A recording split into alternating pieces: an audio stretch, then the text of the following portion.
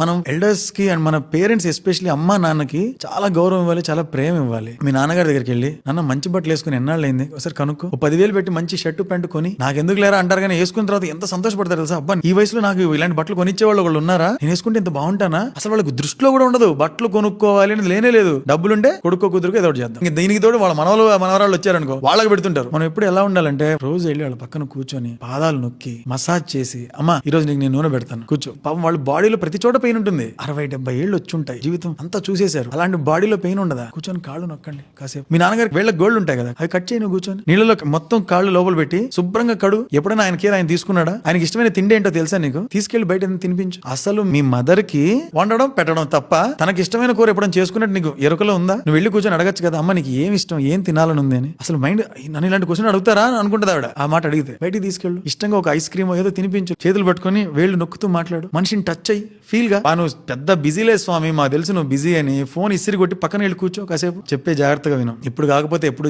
దొరకదు. భాగ్యం అది పేరెంట్స్ దగ్గర కూర్చొని వాళ్ళకి సేవ చేయడం అనేది. అందరం పరిగెడుతున్నాం ఏదో పీకుతాం అని, ఆగు వెనక్రా, కొంచెం వాళ్ళతో మాట్లాడు, వాళ్ళకి ఏం కావాలో తెలుసుకో. It is high time that we give it back to them. ఓసారి మా మదర్ నాకు ఏదో రకరకాల వంటలను వండింది, ఎప్పుడు లేనిది. ఏంటమ్మా ఇన్ని వండేవి ఏంటమ్మా అంటే, ఈ రోజు మదర్స్ డే అంట కదరా అనింది. అంటే మదర్స్ డే అంటే నేను నీకు ఏదైనా ఇవ్వాలమ్మా అంటే, అవునా నాకెందుకు ఇలా అర్థమైంది అని. అది మరి ఎప్పుడెప్పుడు ఇవ్వాలా అనేటట్టే ఉంటారు వాళ్ళు. దాన్ని ఆపి మేమిస్తాం తీసుకోండి అని చెప్పాలి. మనం అర్జెంట్ గా మొదలెట్టాలి. మన సేవింగ్స్ కావచ్చు, మన థాట్స్ కావచ్చు, మన గోల్స్ కావచ్చు, అందులో పేరెంట్స్ ఇంక్లూడ్ చేయాలి. చేసి వాళ్ళకి మాక్సిమం మనం ఏం చేయగలం ఆలోచించి ప్రేమగా పక్క నుండి చెయ్యాలి. That is mandatory.